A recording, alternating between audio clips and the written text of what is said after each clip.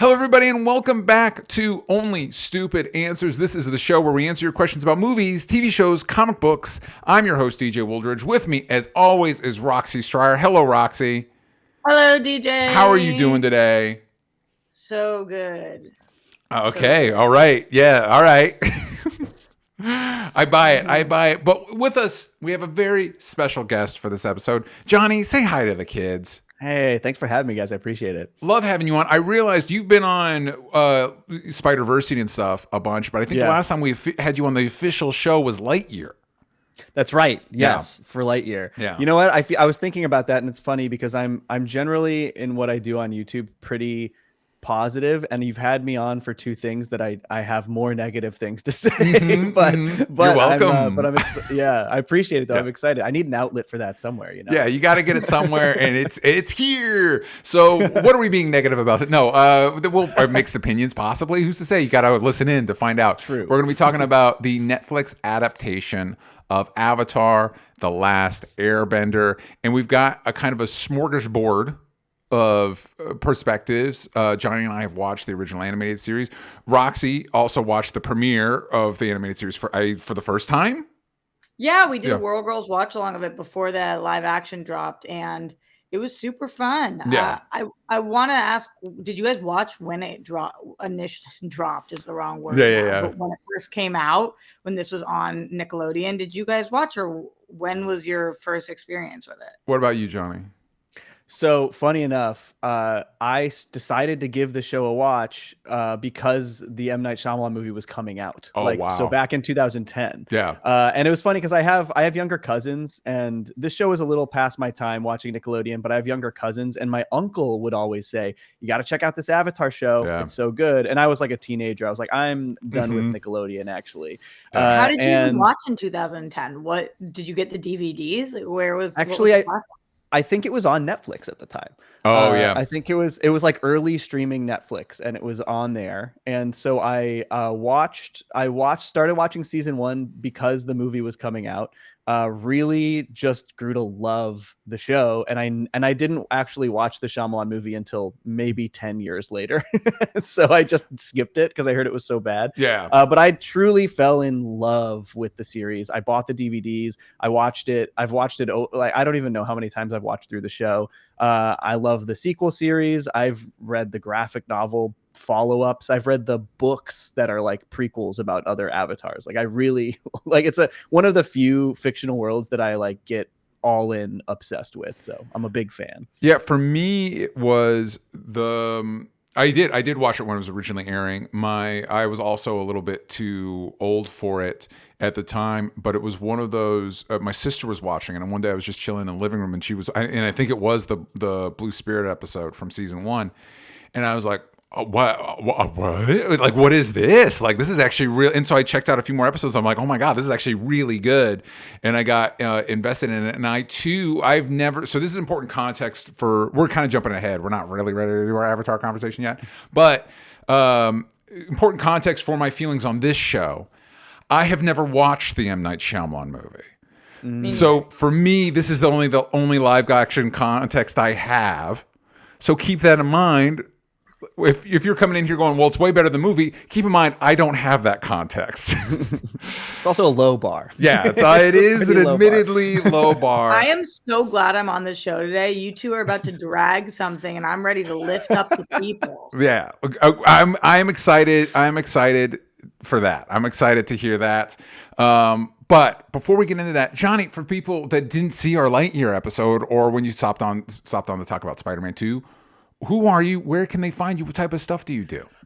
I'm known as Johnny Two Cellos online. You can find me on YouTube at Johnny Two Cellos. I tend to talk about adult animation. I venture outside of that a little bit. And, I'm starting some other projects up where I get to talk about a little bit broader subjects and other kinds of media as well. But yeah, Johnny Two Cellos is my YouTube channel, and you can find me there. All other social media, Johnny Two Cellos. Letterboxd, the best social media platform there is.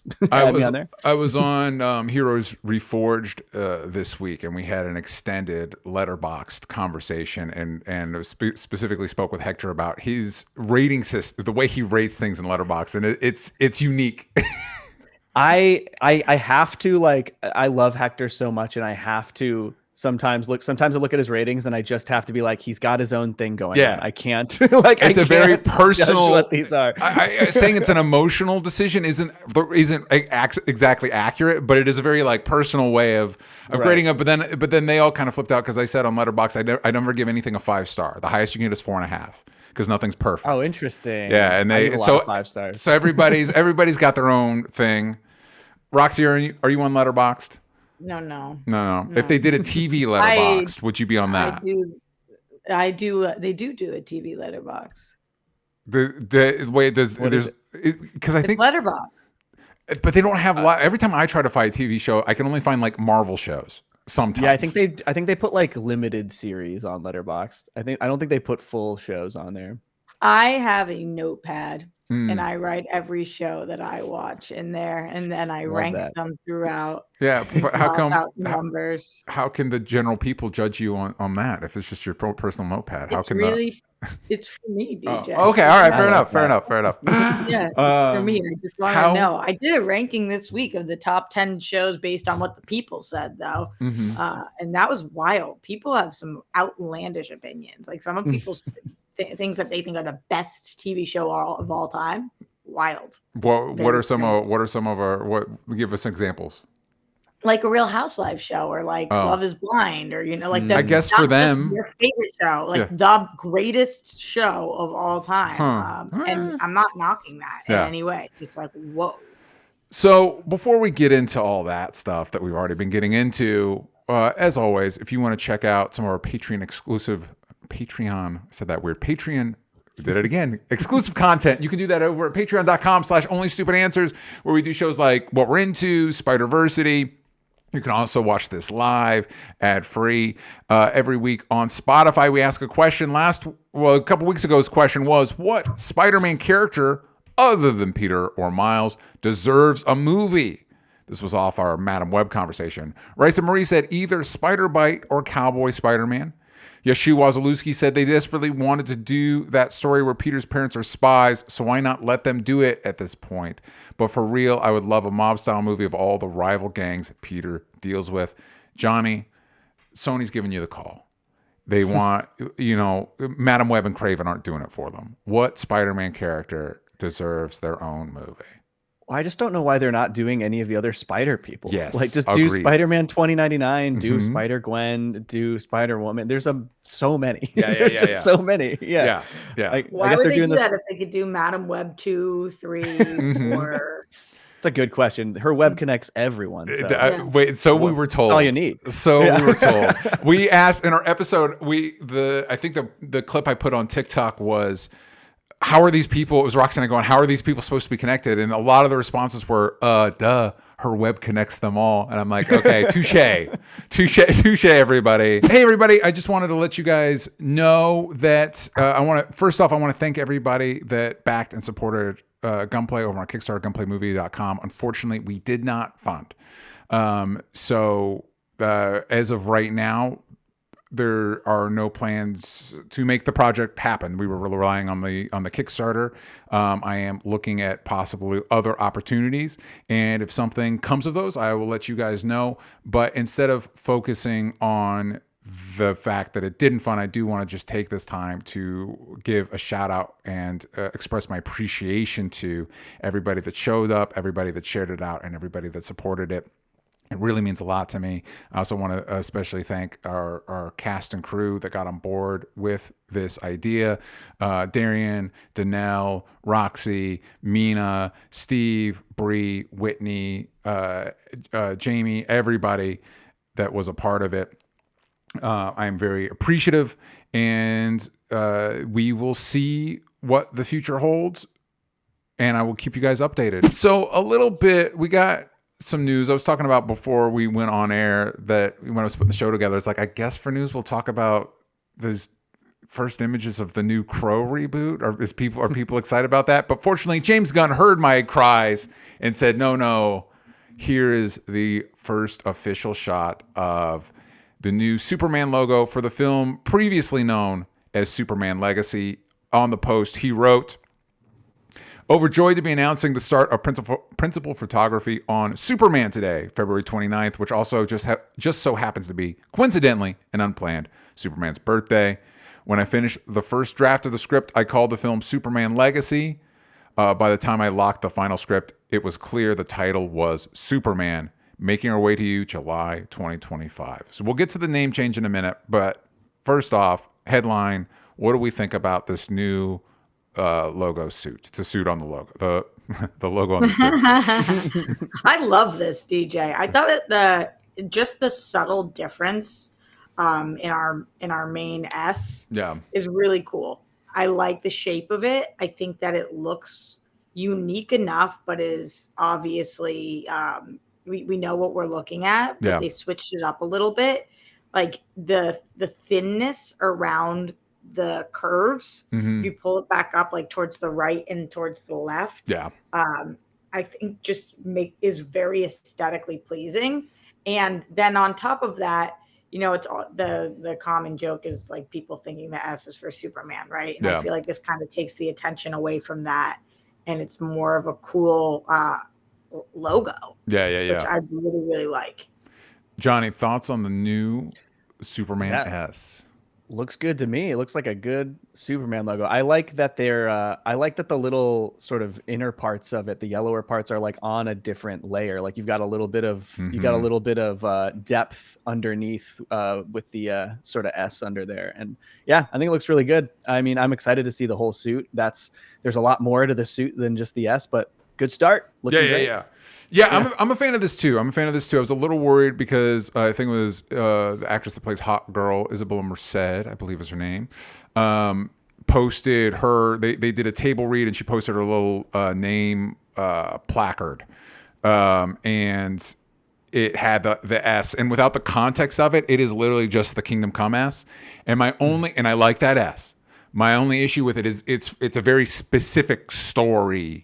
You know what I mean? Like it has a lot of creates a lot of specific feelings in me, and I wish it was a little bit more distinct. That said, and I still have some of those feelings, but that said, seeing it within the context, it's not on the black field like the Kingdom Come S. It also has it has kind of like, to your point, Johnny, not only it's a different layer, the yellow kind of extends beyond the S, which kind of evokes the Fleischer Superman S from the Fleischer cartoons in the 30s and 40s.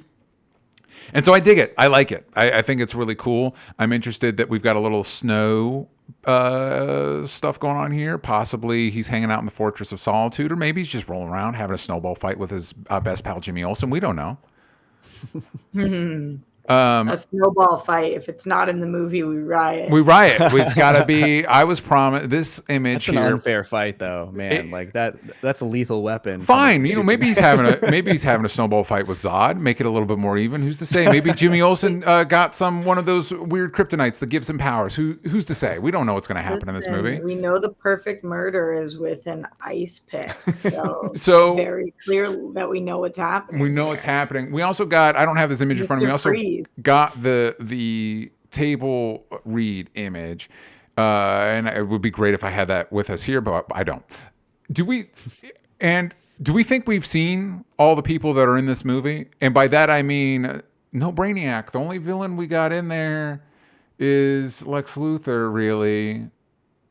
Do we think they're holding out maybe some people weren't in that table read picture, or maybe there are so many characters in this movie. There are quite a few. They're using so many different DC characters. Like it's almost hard to imagine how I'm struggling to figure out how they're going to fit pulling this up for the people. Thank you, Roxy.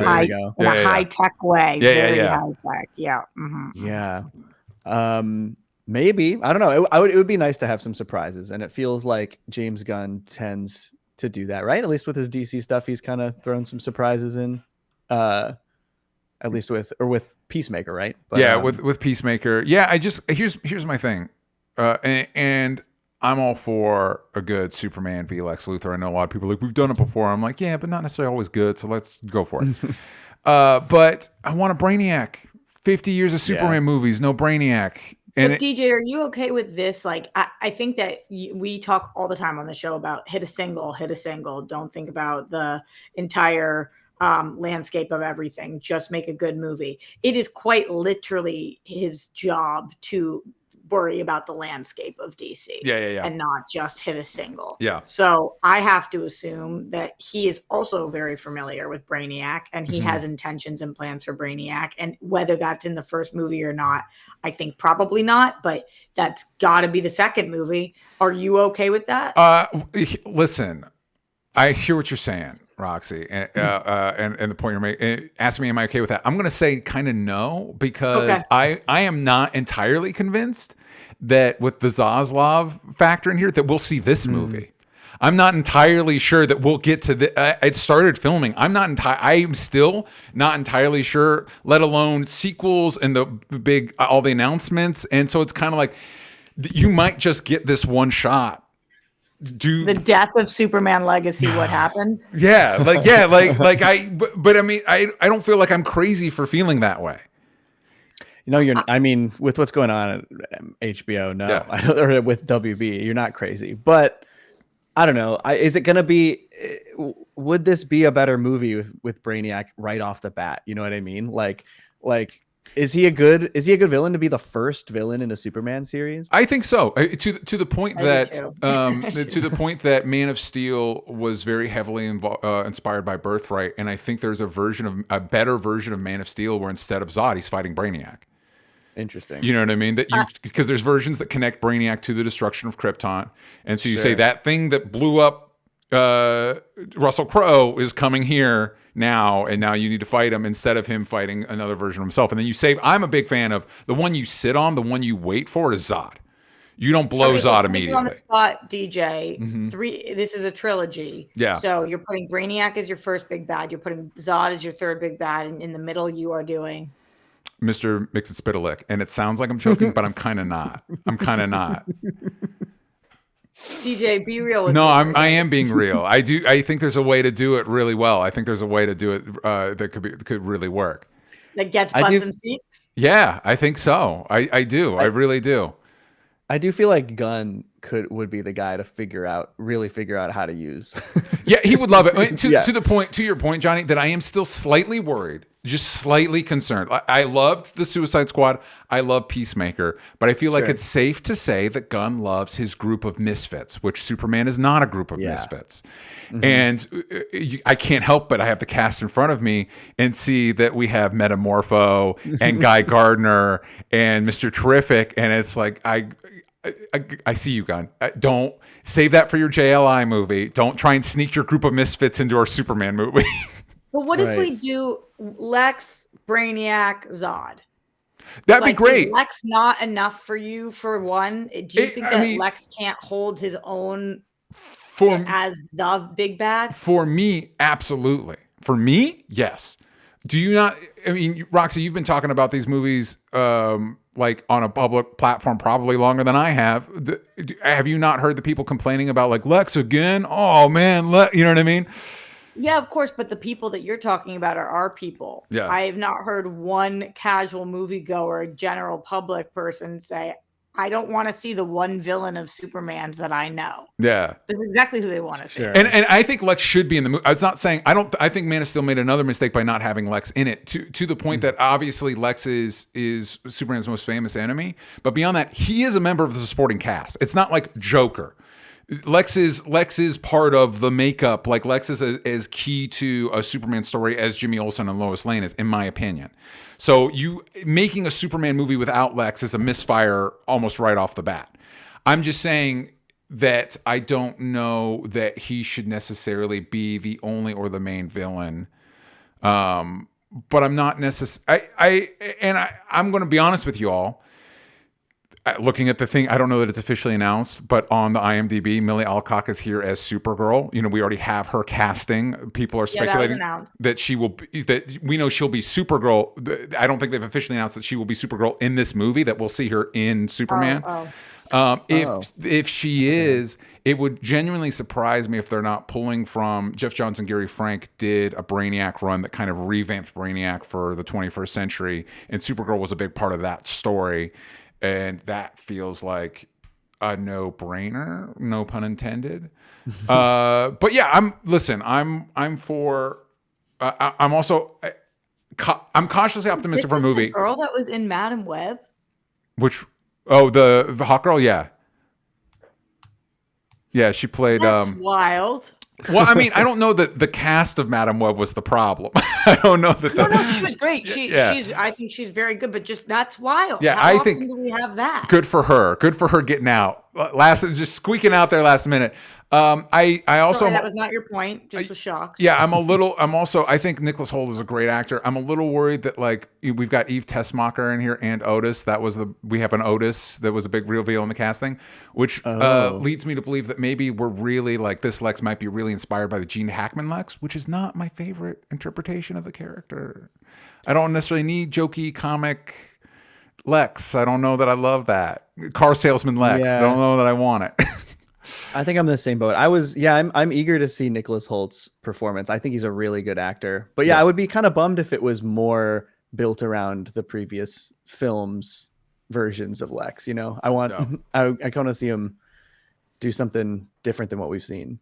So the other part of this whole thing is that we got the logo, we got the name change, we're dropping the legacy. Roxy, how do you feel about this? Is just Superman now? What did you? I was interested in the way that he phrased why he did that. Like after I finished, it was very clear this was Superman. Yeah. I don't know that I know what that means. Yeah, he finished it and he's like, I did it. This is the definitive Superman. Like there's no legacy to this. I don't know what before I wrote it, this was Superman Legacy. And then I wrote it and it was very clear that this was Superman. When I started, I was like, this is part of a legacy of superhero movies. And then when I finished, I realized, no, this is so great. It's as if no other Superman movie ever existed. So DJ, I know you're making a joke, but that's kind of how that sentence did read to me. And so I'm not really quite sure about the name drop. I guess it makes me feel that he is very confident. Good for him. Good for this him. movie is just Superman. Yeah. Or what it means is that this movie really focuses on just Superman.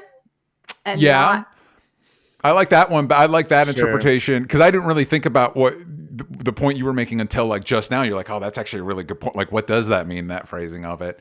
Yeah. Yeah. But I do like this. Maybe before this was supposed to be, I know people are speculating like, are they going to introduce his son, John Kent, or this like, and then maybe you're right. Maybe it's like, oh, this isn't about legacy or whatever. This is just a Superman story. That's what it is. Just Superman. What about you, Johnny? What do you think about the name change? Well, I was always confused about the legacy title in the first place, since it's the first film of the DCU. I'm just like, wait, we're starting with the legacy? How are we? That feels backwards to me. And so I like the title change. I don't know why you wouldn't want to just start clean off the bat. Superman makes sense to me. But you're right. It is interesting that he phrased it that way. It's like, oh, it's this is Superman. Yeah. There's no question. What did you think it was when you were going into it? You started writing it and you were like, this is not Superman. Right. I do. It's Superman's legacy. Yeah, I do understand because to me, part of my titles are really part of my process. Like I don't tend to attach as much. Like I'll be playing around with ideas, but once I come up with a name that I feel like really captures it, then I get a lot more invested because a name really gives that identity. I liked Legacy in that it would make it a lot easier to distinguish. Like, for example, PS5 just came out with a Spider-Man 2, and when I look up stuff for Spider-Man 2, bring it up on Google, it's very confused about what I want. So now it's like, we got a Superman 1970, whatever, and now we got Superman 2025. It's like, I don't know, give it a little thing at the end. I don't know, give it something to distinguish it. Yeah, I actually really hear what you're saying, DJ, too, because that happens all of the time. Especially like when you're just trying to look something up quickly on IMDb, whatever, and then there's like 14 different options, and you're like, God damn it, why did you call this the same thing that already existed? Yeah, I don't know. And also, I think, DJ, to your point about your process with your titles, I don't think at the end of it, what you come up with was just the name of the main character. Like, I don't think it's like, what could this be? What could this be? I'm going to call it Bob. Yeah, like this. you would think that it would have gone the other way with this. He would have started by just calling it Superman. Yeah. And then he realized title, Superman, don't know what it is, but it's the first Superman movie. And then been like, oh, actually, this is Superman, blah, blah, blah. No. He went into this thinking, I am writing Superman Legacy, and came out and was like, that's not what I wrote. Yeah. And I was like, huh. I wrote a pretty straight remake of 1977 Superman, so I just called it. No, that might be it though, DJ. Maybe it does have so many homages or whatever it is. Yeah. He feels like that's what it needs to be called. Okay, where are we gauging with this movie? Excitement level, Roxy. Excitement level. Where are you at with it? Yeah, I'm a 10. Okay. I'm a 10. This is my jam. Like, if this movie sucks, I'm just devastated. All right. I'm done. I was like, well, don't say that. I went to my head really quick to like jumping off the bridge. That rocks. And I was like, I'm just sad. I'm sad. Johnny, excitement level, Superman. I'm very excited. I guess it's probably an 8 or 9. I want a good Superman movie again, real bad. Really badly. I hope Gunn's the guy to deliver it. I mean, he's clearly passionate about the characters and about comic books in general. So I'm hopeful. But I'm trying to dip my excitement a little bit just because things can be disappointing. I'm trying to temper my expectations a little. And also expectations in this particular case are kind of a bitch. And it's a really challenging situation that he's in, because there's a lot of fans that don't feel like they've gotten the super movie they've wanted for decades. And then there's other fans that feel like they got exactly the Superman movie they got within the last decade. The good news is, if I'm Gunn, I'm not really thinking about those fans, because there's literally nothing you can do to make them happy. There's no version of this that he will do that makes them happy. Follow-up question. I don't know if that's true, DJ. I mean, yeah, he could bring Henry Cavill back and say it's Man of Steel 2. That would make them happy. But short of that, they're not going to be happy. I think there's a lot of crossover between the Snyderverse fans and the, like, I'm going to call them gun heads, but that is a term that I just made up right now. But I think that we're not on complete opposite ends of the spectrum. Yeah. And I think it will take one Snyder tweet, or what was that thing he used to use? Verve? Yeah. One thing being like, I love Gunn's movie. He nailed it. He's not going to do that. Fans to be like, yeah. You're right. If Snyder did do that, that would help. He won't do that. I will also say, according to my algorithm, Roxy, I think there might be a bigger gap between the hardcore Snyder people and because literally every time I log on, it's just people bitching about Gunn existing. They're just very vocal. Like, I think there definitely is crossover, but the real hardcore Snyder heads are never going to come over. Never going to come over. But there's definitely some that are just like, I like the Snyder movies. Yeah, they'll probably like the Gunn movies. Yeah. So last gauge for me to answer that question, cautiously optimistic. Like Suicide Squad, like Peacemaker, but those are very different movies than Superman is, different projects. Cautiously optimistic, hopeful. What out of 10? Out of 10, what is cautiously optimistic? Is that like a 7? It's bigger, more than a coin flip. More than a coin flip. Okay, so last gauge, and then we'll move on. There was a lot of leaked, like, could this be Superman's costume now that we've seen this or whatever? Trunks, no trunks. Red trunks, no red trunks. I know. I feel very torn, because the fake image that came out that surfaced was everywhere on the internet. My first thought was like, I just think no trunks are so goofy. And then I kept looking and I was like, I don't know, man. It actually is kind of classic and cool. Yeah. So I feel neither way will piss me off as long as they make it look good. Gotcha. I like that stance. Johnny, trunks, no trunks. I like trunks. I want the trunks. At the very least, I want a belt that differentiates so that it doesn't look like a onesie. Like, I need something, you know, like I need something going on down there. I'm very, it's 21st century, ditch the trunks. We can figure it out. I don't know why people are so hung up on the trunks. Batman's ditched his trunks. Nobody's complained about it. Wolverine's ditched his trunks. Nobody's had a fit about it. You know who hasn't? Quail Man still has his trunks. I'm just saying there's design choices you can make that would differentiate it. And would work. They just have to sell me on it. Yeah, like if they do no trunks and make it look good, I'm in. And I actually don't hate. I didn't hate the Man of Steel suit personally. So, whatever. I'm just saying, what is the logic behind, have we ever made logic behind wearing the trunks on the outside? That's the way it's always been. And that's one of the reasons why I don't like it. You can't tell me, well, that's the way we've always done it, and have me be like, oh, good answer. Maybe, like, no. What if there is an answer, DJ? Like, what if it is the way that keeps the suit tighter to his junk to protect? Maybe, I guess so. I'm just, I don't think we need it. My two big hangups that I feel like we can just move on, and comic fans always yell at me about it, are we can ditch Superman's trunks. It's okay. And also, Dick Grayson his name is Richard. It could be Rick. It could be Richard. It doesn't need to be Dick. That's a 1930s name. Like, we can move on. No high school to college age person is going by Dick. In 2024, we can drop it. And every comic fans lose their fucking mind when I suggest that shit. And it's like, move on, move forward. That is interesting. Yeah. I don't know a Dick. Yeah. Dude, when I mentioned it, I was on a show years ago and I mentioned it, and they're like, well, but my granddad's name is Dick. Yeah, that would be my point. And this was like a guy in his 40s. That's what I'm saying. We move on. And it's always like, but that's the way it's always been. Who cares? Or we should spend at least 20 minutes of the movie ridiculing him, because that's what kids would do. Dude, one of my favorite uses of it is in Lego Batman, where Robin is introducing himself to Bruce Wayne. He's like, the kids call me Dick. And he's like, well, kids can be cruel. And then, it's like, yeah, you get it. You understand my point. Exactly. Okay. Cool logo. We're cautiously optimistic to excited for the movie, which means we're generally positive about it, feeling good. I am very excited to see the full suit. I do like this actor a lot. I like the casting a lot. And like Johnny, I am also desperate for a good Superman movie. Gimme, please.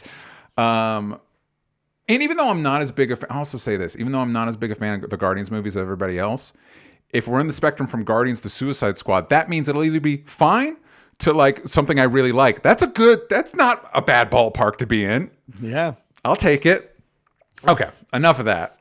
Enough positivity. Time to move over to Netflix's adaptation of Avatar: The Last Airbender.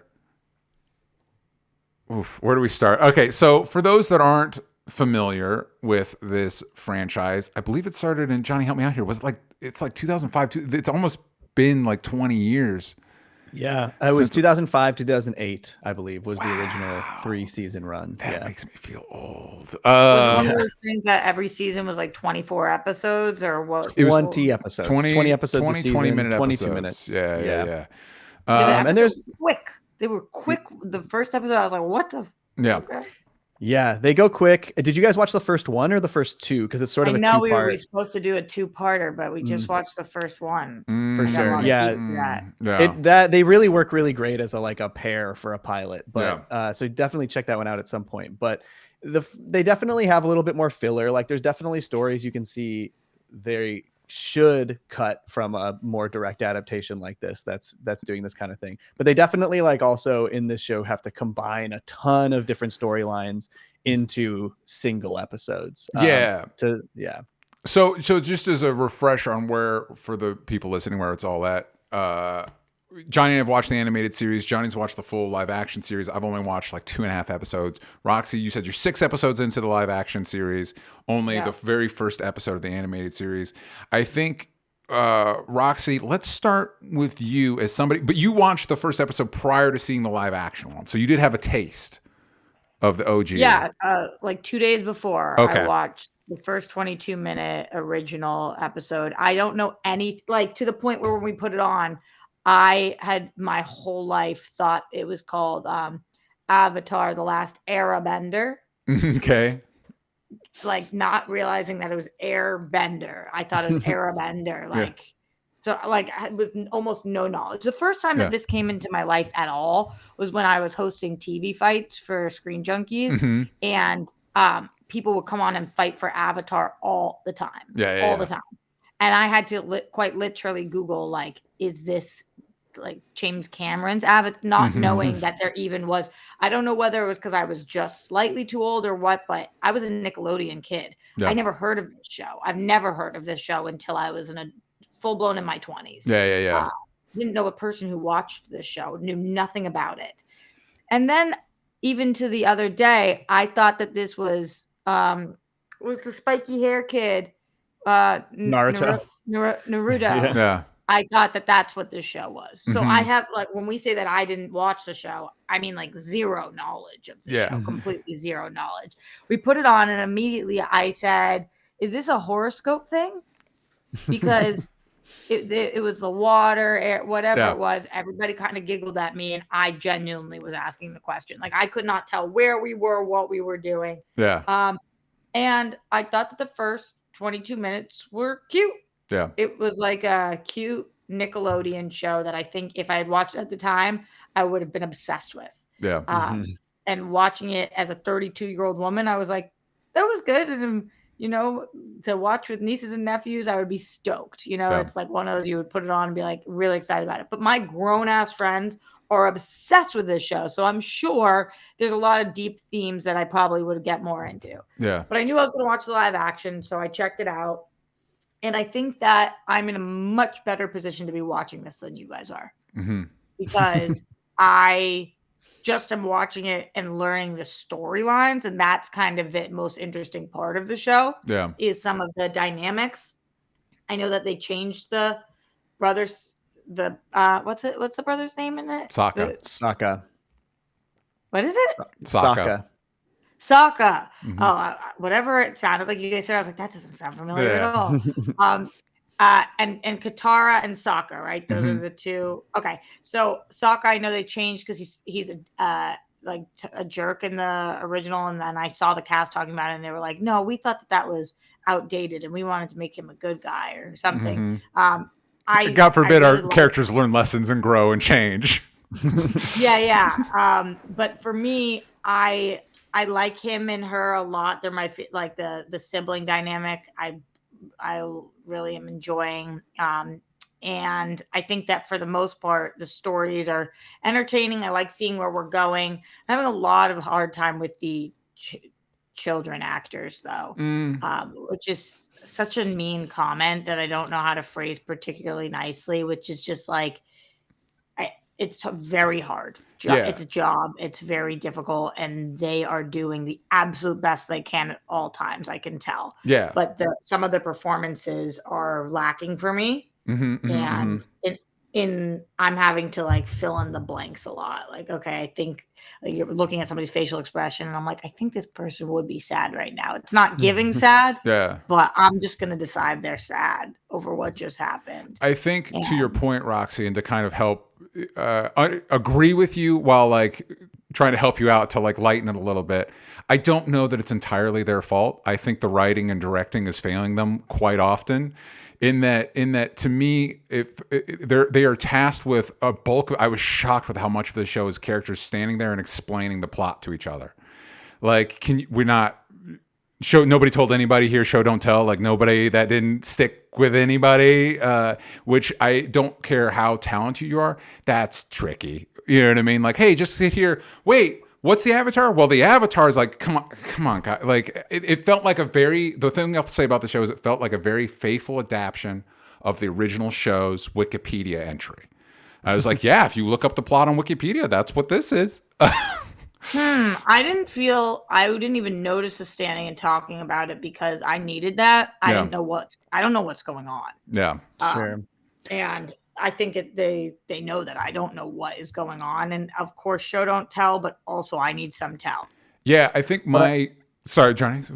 I was gonna say, I think, but that's what's frustrating to me as a fan of the original is the original does such a good job, you know, giving exposition for the lore when needed, but really showing that through the animation and through the actions and through what's happening in each episode. Like one of my most frustrating moments in the show is in the opening.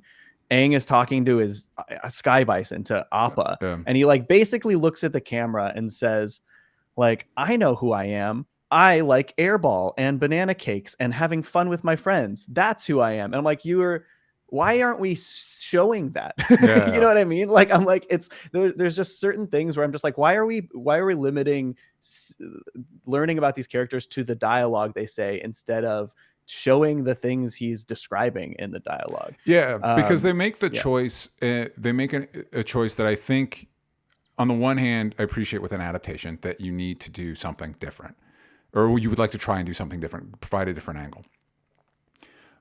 But I think it does it in a very wrong-headed way, in that they decide to, and Roxy will have context for this because she watched the first animated episode. In this one, they decide to open with him at the air temple, which theoretically, like maybe if we decided that was our first episode before everything goes to shit, if we decide to do that, this is a good opportunity to see what his life was like then. We decide that's the first episode. Here's him hanging out. Instead, it front loads a lot of mythology that I think contributed, Roxy, to you and perhaps other general audience members' confusion, in that instead of saying, with the original, we open with a brother and sister on a boat, and like a fairy tale, they find a kid in the iceberg, and then we unpack from there. Instead, it's like, ha! I am the general of the fire army, and because of Sozin Comet, we're more powerful than ever, and we're going to destroy the Air Nation. What's the Air Nation? The Air Nation is this, and then we're going to come in. It's like, why? I was trying to think of like a great example, and to me, it'd be like if you started the original, what is now episode 4, but the original Star Wars, Luke Skywalker Star Wars, with the fight between Anakin and Obi-Wan. Like, that's the first scene, and they're like, because Padme died, I've got to do this. It's like, what? I have no context for any of this. And instead of building towards it, and like, here's a piece of information, like, kid in the iceberg started. Okay. Now we're interesting idea of water benders. Here's what water bending is, and here's an airbender. Now we've got a concept of bending. Got it. Now we're moving into Fire Nation. Oh my God, so these are the bad guys. Got it. And we build from there. It's like, here's everything. We're just going to shotgun all the information in your face within the first 5 minutes. It's like, that's really dumb. One of the things that worked better for me about the live action pilot than the animated pilot, and I don't know that this is relevant because I'm on episode 6. Yeah. But I don't know any of their names. The main firebender dude that's young. Zuko. Yeah. Zuko is like very one note in the animated for me in the first episode. Mm-hmm. And Zuko in the live action, I like really feel for. Yeah. And maybe that grows in the animated, but just off jump in the live action, I think that kid is doing a really good job, or the storytelling of me being like, I get what's happening here. I get why he's like this. I get where this is coming from. And same thing with his sister, with the dynamic with their dad and like the tension there. That's working for me. Mm-hmm. That I actually do like this Zuko. I think the he's Zuko actor's pretty good. Yeah. I think that tends to be the best. For me, that's kind of the best character that's working. And like, to your point, he is definitely one note in the first episode of the animated show. And I do think that was intentional, where they're like, look, here's the villain. And then slowly over the course of the first season, they kind of unpack that he's not really a villain. He's kind of got his own stuff. And the way that kind of builds out in the animated series is so beautiful in the long run. But I definitely don't think that's a bad thing that they did with the live action, is to just give him a little bit more off the bat in terms of the nuance to what's going on with his character and his inner conflict. And I agree. I think Zuko is like, he's good. He's pretty good in the live action for my general opinions of it. I mostly like Zuko. Yeah. Well, and I think he's got the benefit of, in my opinion, Zuko is the best character of the original show, and because he's the most morally complicated, and he also is, I think, older than the rest of the main kid cast. So he's allowed, and he represents that. He's that in, like, if you're a kid and you're having fun, you're going to love Aang, but maybe you're teen, a little bit older, you're unpacking more complicated feelings and emotions, and he gets to be that. Zuko gets to be that. So I think you're allowed to work with a little bit more, but I agree with both of you. I think for me, and we'll get into this more later, but for me, the one that I was least bummed by was Zuko. Yeah, same. I wish that I had a better, as a person who does not know this world at all, I wish that the live action version from Jump is giving me a better idea of what a bender is. Mm-hmm. Sure. I like one of the parts to me in talking about show don't tell, because Katara doesn't have abilities yet, like hasn't honed her abilities. Yeah. And because Aang is the avatar, so he's kind of an anomaly. I'm spending a lot of time and to this moment still kind of unclear on what a bender it is. To your point, Roxy, to that question, how do you feel like, because as somebody that's watched the original show, and Johnny alluded to this earlier, there's some episodes, like I'm on the Omashu episode, which is like 3 to 4 separate episodes all packed into one. I would argue kind of haphazardly, like it doesn't fit together really well. But for you that doesn't have that familiarity, I'll use this as an example. I had a producer I worked for once, and I think they've added this feature now, but he's like, yeah, I wish sites like Netflix had watch it at 1.5 speed so I could get through shows faster. And I was like, get the fuck out of here. What the fuck are you talking about? Like, then don't watch it. Like, because these aren't plot delivery mechanisms. And then watching something like this, it felt like I was watching the original Avatar show on 1.5 speed. Like, here's all these things. As somebody that doesn't have that familiarity, does it feel more organic? Or do you kind of feel that like, wow, we're getting through a lot of stuff very quickly? Or does it all? Do you not? It feels more natural. It doesn't feel like a lot of stuff at all. Okay. Because Aang has specifically said he's got to get to ba to do ba. I don't remember what ba is, but something water. It has to get somewhere to save somebody is the whole arch of the show. Yeah. He's mentioned it like 5 times, and every time I kind of put it on the back burner. I'm like, okay, I get that we're going somewhere and that you've got to do that to save whatever. But then every episode is, I need to do this thing on my way because who am I if I don't help the people along my journey? Mm-hmm. So every episode so far of the 6 episodes, we've run into a situation where we need to help somebody. Yeah. So that doesn't feel sped up. It feels like I heard from everybody that the original is kind of monster of the week and that they wish that they had kept that because this is more like the plot goes throughout as opposed to the OG, which is more like segmented. Each episode has like a full complete story. Mm-hmm. But to me, this show is completely monster of the week, the live action. Like every week we have a thing that we're doing because we get to somewhere and someone and in that village they need our help. Yeah. It's repetitive. So I don't find it to be like they're jam packing it. I'm like, this is very repetitive. Like right now, DJ, you're not there, but Johnny helped me with this. The guy who the fire people have come, and the guy who is very famous, I can't think of what his name is, and he's got the son, and the son is handy capable, and he makes things. Oh, Danny Pudi. Yeah, that's the episode I'm in. He's the inventor guy. Yeah. Okay. Every episode is that, right? Yeah. Like that scenario is every episode like that I just described, and I can't think of who it is or what they were actually trying to do. Fire people come, they've destroyed, and now you have to fix, or like where I am now with we've gone in the spirit people or whatever it is. I actually couldn't tell you plot. This is unfortunate because I'm really paying attention to the show, and I could not tell you a plot of an episode and not make it sound like a different episode. See, Roxy, you coming in, you said the positive one, but I feel like what you're conveying to me is the show's not working. The show's not doing its job. It doesn't sound like. No. Sorry. I didn't mean I was positive. Like, I think that they're doing a great job. Okay.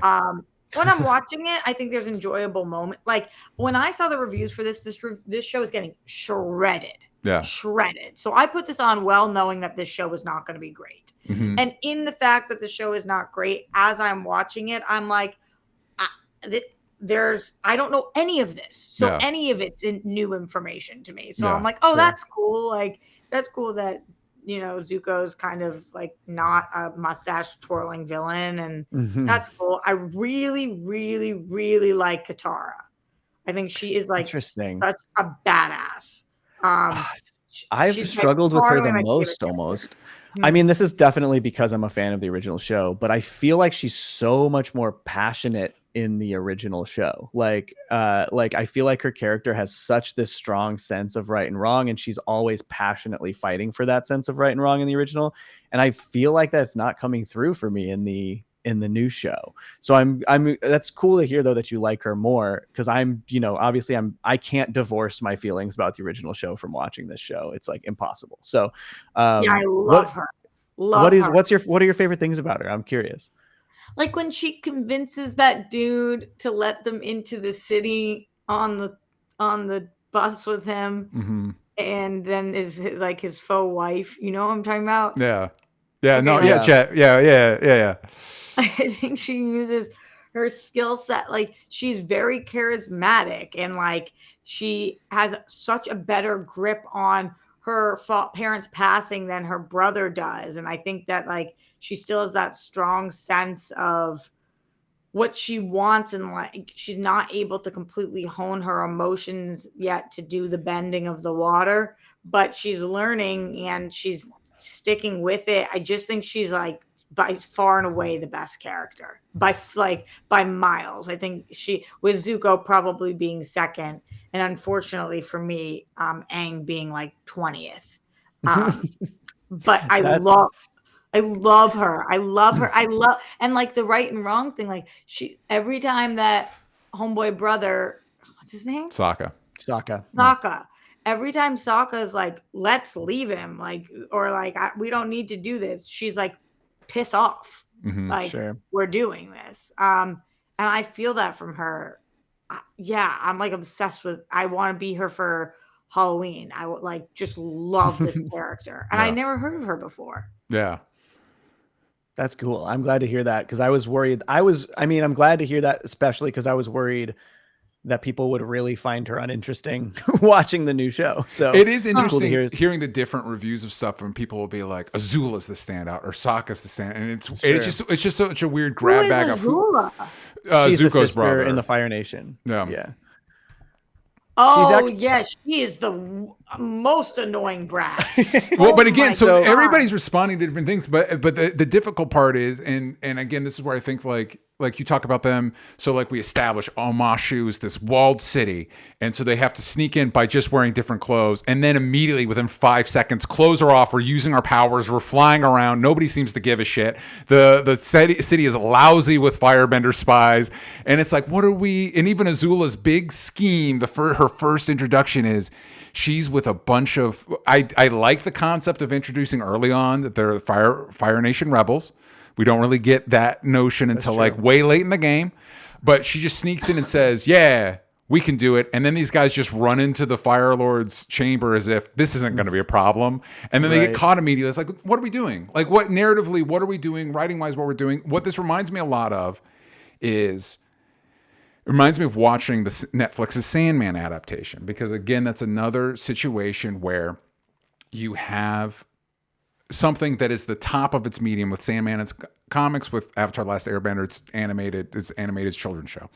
But they are the peak of that medium, utilizing that medium in ways to tell their story at the best possible level. And then you get a live action adaptation that is on paper faithful, plot-wise faithful, plot beat faithful.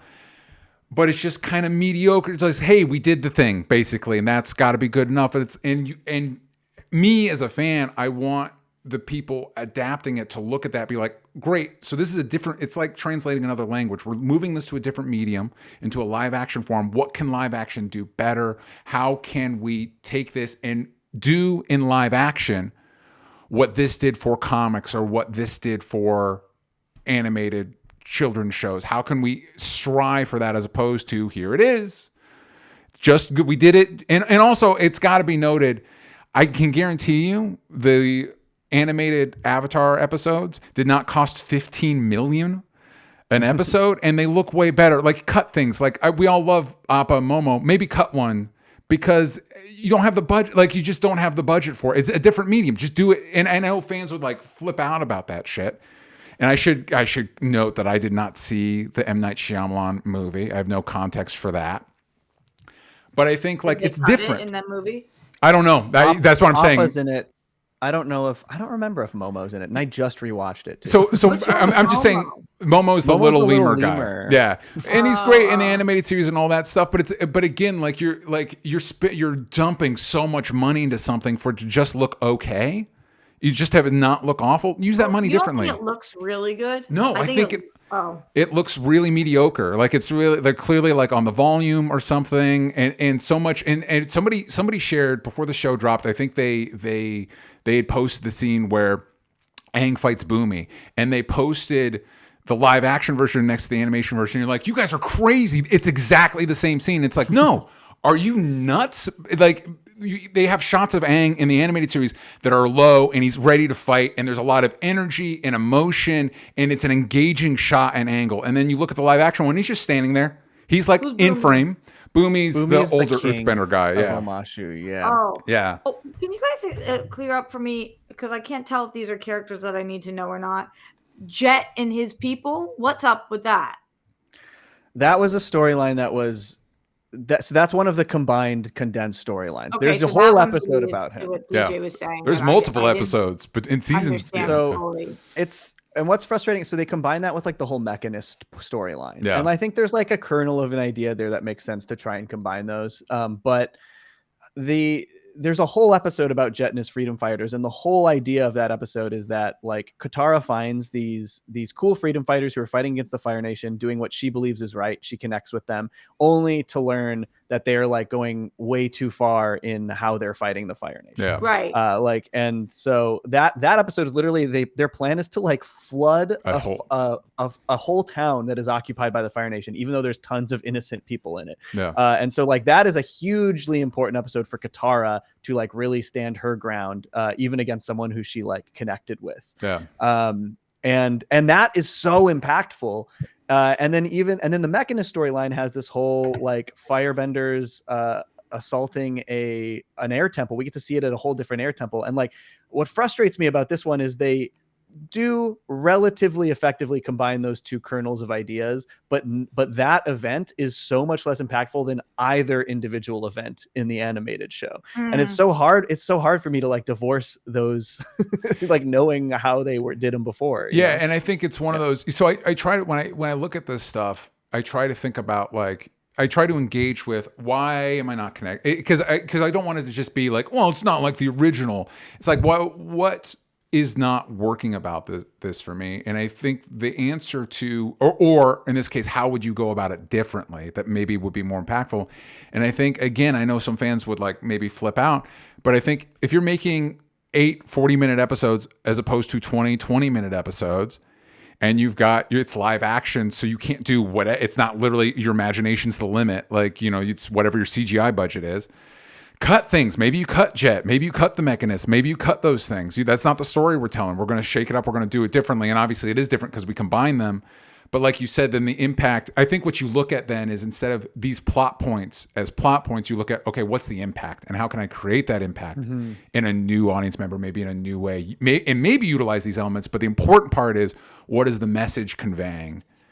As opposed to, well, we got to do the Mechanist and we got to do Jet and we got to do Omashu. It's like, I mean, as a fan, yeah, I'd love that. But if you can't do it as good, maybe just do something different. I don't know. Yeah, I agree.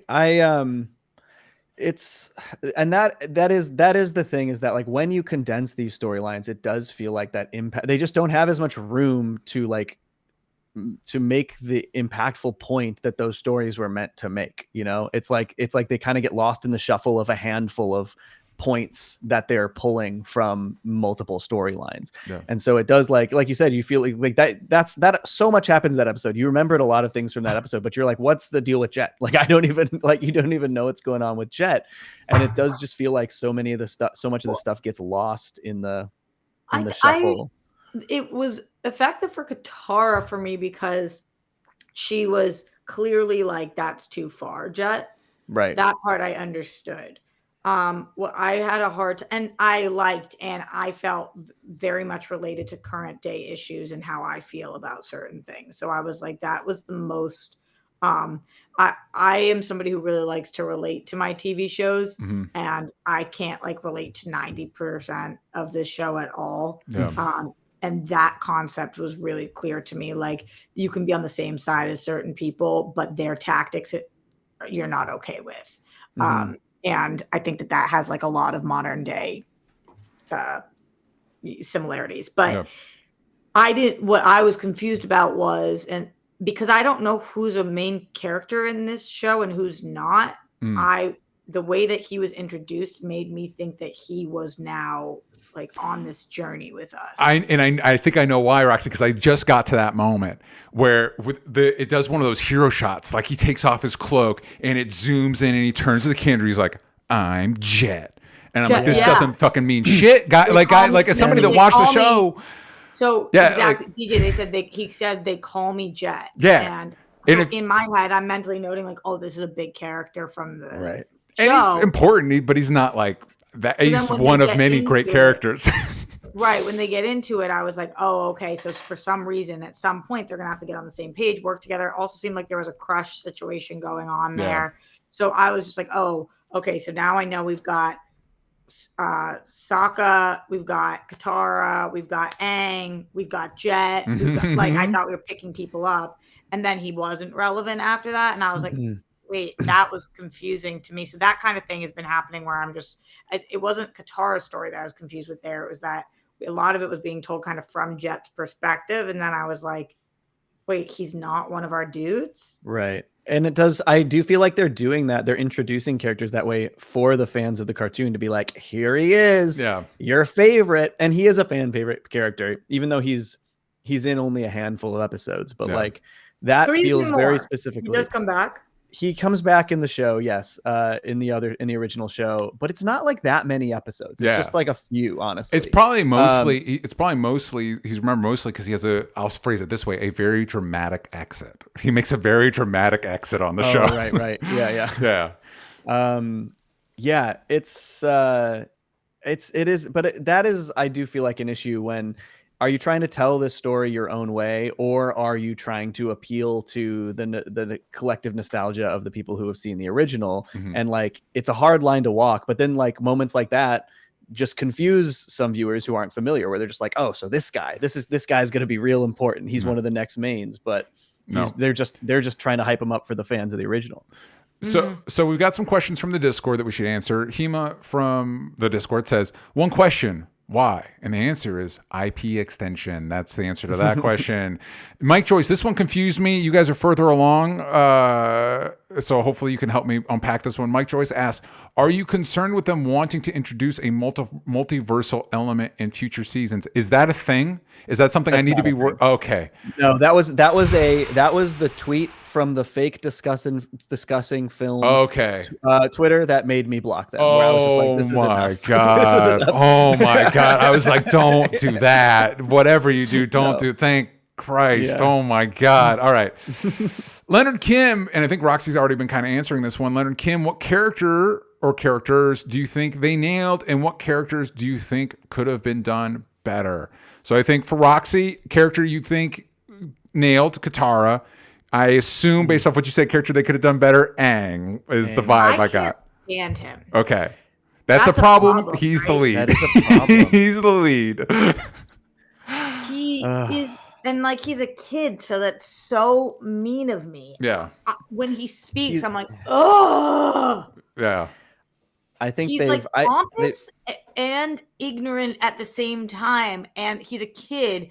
But you're telling me this kid is the be-all, end-all. So I'm holding him to different standards. And also, I understand he's been in the ice block, but like, you're 100 and something. And then all of a sudden, it's like he has all the powers, but he doesn't know how or what. And I hated that. When he gets possessed by, John, I'm blanking. Kyoshi. I'm like, what are we doing, man? What are we doing? To be fair, that was basically changed from the original. Because in the original, he gets possessed by Roku for a scene, one of the other previous avatars. Yeah, and so they do have that. You're right. They do at least do that, but it didn't feel as purposeful in that moment. Yeah, but sorry, we cut you off. We cut you off, Roxy. Yeah. What were you saying? The whole point is that he is by far and away my least favorite character. Yeah, that's a huge issue. I feel so bad. He's a kid, so like it's weird to be sitting there and just being like, "Oh, get to the bigger kids," because he's.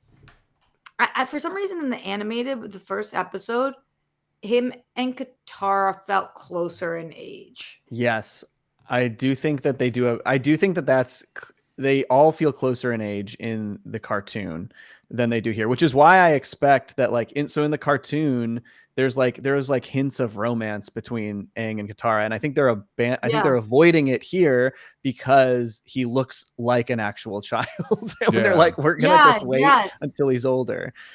Yeah. Yeah, even in the pilot, I got that. Like, I thought that he, even if she wasn't interested in him, like he seemed to have a little crush on her, and I thought that was really a cute part of the animated pilot. Yeah. And in this, there's like no chemistry between them, and I don't mean romantic. I just mean like I'm seeing from her side, she really like needs to save, wants to make sure he's safe, but I'm like, why?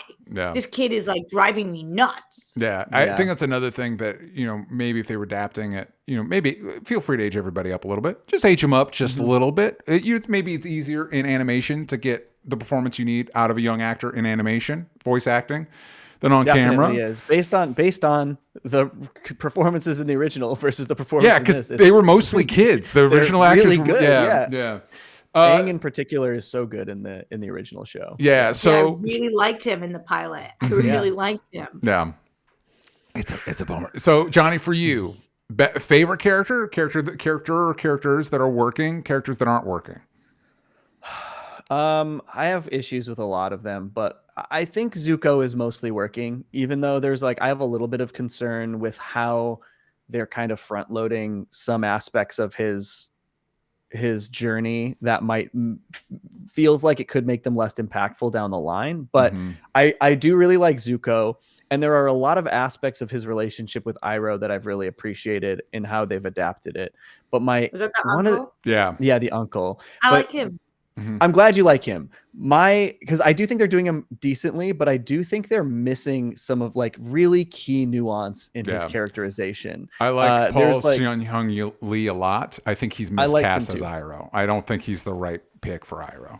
I can't tell whether he's a good guy or a bad guy though, so that might be. But I like him probably because I like the actor. Yeah, I'm glad that it's actually good that you feel that way. That's kind of supposed to be the vibe. Okay. I just based on how they portray him in the original show, I think in the original show he has a much more he's obviously helping Zuko the whole time and he's part of the Fire Nation, but he's got this man of the people attitude where he is he really seems to understand and relate to everyone and everyone's struggles, and he's constantly got a really good mindset about what people need and people's different perspectives and points of view. And there's one episode in this in particular that is actually my favorite of this show, but it's one where they're kind of relaying a lot of Zuko's backstory. He's relaying a lot of Zuko's back. Did you get to this yet? Did you say you watched 6, Roxy? I don't want to spoil it. I'm 20 minutes or 15 minutes into 6. Okay, gotcha. I won't go full spoilers though, but I will say his attitude in how he's conveying that information to these characters in this show feels so kind of he's reprimanding them. To me, it feels like he is acting as their leader, as someone who's above them, and he's kind of reprimanding these characters and almost excusing Zuko's bad. No, I think Iroh is, and I think he's excusing Zuko's bad behavior. Whereas in the original show, he does such a good job not excusing the bad things that Zuko does, really understanding that his nephew isn't in the right, but also helping these people empathize with why Zuko is the way he is. And so there's these they feel like small things, but they change how I look at this character really significantly. Where in the original, I'm just oh, he is a man of the people. And in this one, I'm he's just kind of their boss. And he's telling them that they have to suck it up because of while trying to relay this information to them. This is the thing where the other guy comes to take over kind of. And yes, that's exactly right. Okay, yeah. Mm-hmm. Yeah, and the other thing is it feels like they really honed in on Iroh, the funny parts of Iroh. He likes to eat. He likes to play, what is it? Pai Sho? Yeah, Pai Sho. Yeah. And in the actor's defense, because again, it's an actor I like quite a bit, he's trying to follow up Mako, who is R.I.P., who's a legend, and is able to convey so much in his voice. Roxy and I are gonna talk about what we're into, Shogun, on what we're into, and it's I kind of think you need an actor with the gravity of Hiroyuki Sanada to play an Iroh to really convey this is a guy that back in the day, he's fun now, but back in the day he fucked people up. He was right. Just because there's just a lot again, and I think that's for me watching it, I always gravitated towards Zuko and Iroh because their story was more complex. The place they were coming from was complex, and their growth is more complex. And I don't know that the show completely captures that. But back to character, you said Zuko's kind of working for you. And then, but that was the funny thing is it's because Iroh they're still almost there, but it's the ways that they're missing that frustrate me most, because to me, Iroh is just one of the greatest characters in TV history. Like, I love him so much. And so like, just to see them miss these nuances that I feel made him so likable. Is Iroh your favorite character on the show? I think he might be. I mean, the thing is there are so many great characters on the original show. Yeah. Like, I love Zuko. I love Iroh. There's a character that's introduced in season 2 who's incredible. I kind of like across the board love the main cast in the original. That's kind of one of the magical things about it. And even the sequel series, which I adore, Legend of Korra, I love the sequel series. Legend of Korra has to do with Avatar? Yeah. It's the next Avatar after Aang. Yeah. Korra is Avatar? Yeah. Korra is the following Avatar after Aang. Yeah. She's so it's after Aang has died. She's Aang the new Avatar. dies and Korra becomes Avatar? Wait, you're not confusing Korra with Katara, right? No, Korra. Okay. I just heard of this show millions of times. Got it. Cool. So it's a sequel series, and it takes place like 70 years after the end of the events of the first show. And it's after Aang has died, and the way that what happens is once the Avatar dies, obviously you learned in this show, the cycle renews and there's a new Avatar. And so Korra is the next Avatar after Aang, and she has to learn how to airbend from Aang's son, Tenzin, played by J.K. Simmons, which is very great. It's pretty great. It's great. Yeah, it's great. Yeah. But I think to your point, Johnny, you're saying like even Korra, which is great, that doesn't the cast isn't quite as, there's some like, well, that guy's character's kind of boring. Exactly. Yes, there are main characters in Korra that I don't connect with, even though I love that show. Yeah. And like Avatars, the magic of the first Avatar show is that truly across the board, like almost like just about every character I really love. Yeah. Yeah. So for me to answer this question, I do, and as a Zuko fan, I did see this as a blessing. It's Dallas Liu who plays Zuko. It's like this, he gets it. I like the vibe here. I'd be interested to see how they progress his character. One that I think really works, that I think is the secret MVP of the show, weirdly, is Ken Leung as Zhao. Because I think he's one of the few people, he's the general that kind of is trying to take Zuko's thunder. And what I think is interesting, I feel like he's one of the few people that gets the assignment, because the core of the character, his motivation and what drives him is the same as the show, but the performance is very different. The way he goes about it is a very different angle. It's like, this is what you guys should have been doing the whole time. The important shit is there, but it's different. Like, it's a different, like, he's more General Zhao in the animated series is more, I would say, to be a little bit reductive, is more of a hard ass. This one, you feel that scheming, like he's like, and he's a little bit more diplomatic in his scheming, where it's like he'll smile to your face and stab you in the back. It's like, yeah, this is good, and the performance is good, and I like it a lot. What's not working is pretty much everything else. Pretty much every other one. Last question. Z-Roll13, what did you think about the way, we might have been answering this the whole time, way this version adapted episodes from the animated show? I got very distracted watching an episode and counting the different episodes that were merged into one. So Roxy was saying she didn't feel that as much. She didn't feel that maybe it was like Frankenstein together from different pieces. Right. I know it did distract me. Johnny, did you find that element? And again, I'm only 3 episodes in, but like episode 3, like I said, is like 4 episodes in one. Do they keep doing that, where it's like... Yeah, episode 5 I think is actually the worst culprit. Okay. Where episode 5 is the Spirit World episode, and they really mix and match. It just feels like they're throwing everything Spirit World related, even from later seasons, into that episode, and that one felt easily the most convoluted for me, because they start with this really cool spirit, this really interesting spirit story, and then that kind of just shifts into 2 completely unrelated spirit stories, and like a resolution that's pulled from another part of the animated series that doesn't really make any sense. Like it's the one that I think works the least of the whole season. I didn't notice that at all. Really? But I don't know what I'm comparing it to. I was like, oh, that's cool, and it's cool that they were able to go with him. I don't know how exactly, but that's cool. For sure. And then the different avatar that we spoke to, I thought that was cool too. And then the people with the music instruments, that's cool. Sure. Yeah. And that's I think that was actually in the previous one, in the Omashu The one. instruments But one? yeah. Oh, wait, Really? they do that? They do the Cave of Two Lovers. They change it a lot. You'll see it soon. Why? Cut it. I mean, I like that episode, but you can cut that one. That's one you can cut. Well, they change what they do with it. But okay, sure. I will say episode 6, which is what you're on, Roxy. I think that is the best example of them combining stories from the animated series in an effective way. They basically combine, this will make sense to you, DJ. It's the Blue Spirit, and they combine it with the Storm. One of the aspects of the Storm, and the Storm is this amazing episode where we see flashbacks of Aang and Zuko's past, and it really shifts your perspective on both characters in really important, interesting ways. That's the first time the show really, like, by the way, these characters are linked. Yeah. Narratively, these two characters are linked.